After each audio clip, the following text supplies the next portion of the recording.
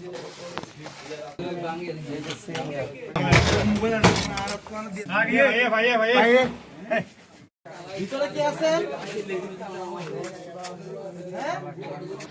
1টার দিকে আসছেন আপনি, এরপরে কি কি করছেন এতক্ষণ? আর কি করি? আয়সা ঘুম দিচ্ছেন রাত 1টার দিকে আয়সা। এখন কয়টা বাজে? বিকাল বাজে প্রায় 4টা, 13 ঘন্টা ধরে ঘুমাইতেছেন।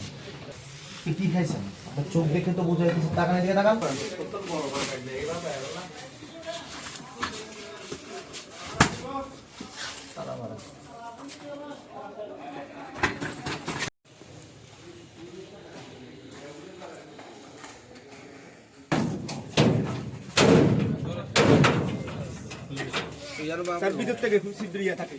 কক্সবাজার একটি পর্যটন নগরী এবং এই পর্যটন নগরীতে পর্যটকদের নিরাপত্তার জন্য জেলা প্রশাসন সর্বদাই সজাগ।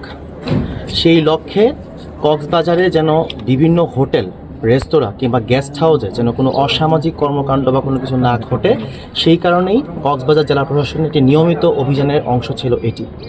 আমাদের কাছে এই ধরনের খবর এসেছিল, যার প্রেক্ষিতে আমরা একটা অভিযান পরিচালনা করি এবং অভিযান পরিচালনার ক্ষেত্রে আমরা দেখতে পাই যে এই রেস্ট হাউসগুলো প্রত্যেকটাই বাহিরে তালা দেওয়া, কিন্তু ভিতরে লোকজন ছিল। তার পরবর্তীতে আমরা যখন ভিতরে ঢুকি তালা ভেঙে দেখতে পাওয়া যায় যে বিভিন্ন পিছনের গোপন পথে অনেকে পালিয়ে গিয়েছে।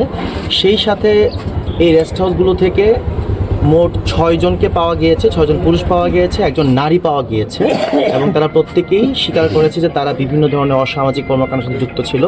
একই সাথে এই রেস্ট হাউসগুলোতে বিভিন্ন ধরনের মাদক সেবনের বিভিন্ন স্যাম্পল পাওয়া গিয়েছে, যেটা মাদক অধিদপ্তর নিশ্চিত করেছে, এবং বিভিন্ন ধরনের অসামাজিক কর্মকাণ্ডের সাথে লিপ্ত হতে পারে এই ধরনের বহু আলামত পাওয়া গিয়েছে, যেগুলো জব্দ করা হয়েছে।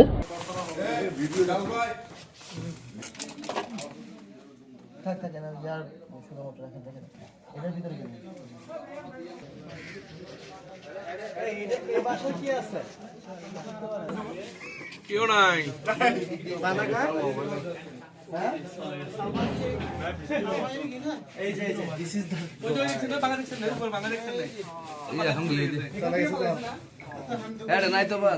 কে এগুলা দেখলাম। আমরা খুব শীঘ্রই একটা টিমের মাধ্যমে একটা কমিটি গঠন করব। কমিটি গঠন করার মাধ্যমে টিমের মাধ্যমে কক্সবাজারে বিভিন্ন গেস্ট হাউস যেগুলো আছে সেগুলো পরিদর্শন টিম পাঠাবো। পরিদর্শন টিম এই জিনিসগুলো নিশ্চিত করবে যেন এই ধরনের কোনো কর্মকাণ্ড না ঘটে। একই সাথে এই ধরনের কোনো কটেজ বা কোনো কিছু থাকলে সেই দিকে যেন নজর দেওয়া হয় এবং সুড়ঙ্গ পথ থাকলে সেগুলো বন্ধ করার ব্যাপারে আমরা একটা কমিটি গঠন করে খুব শীঘ্রই ইনশাআল্লাহ এখানে যেই থাকুক, যদি অসামাজিক কর্মকাণ্ডের সাথে যুক্ত থাকে, রোহিঙ্গা থাকুক বা দেশের নাগরিক যে কেউ থাকুক, তার বিরুদ্ধে প্রশাসন সর্বদা কঠোর ব্যবস্থা নিবে।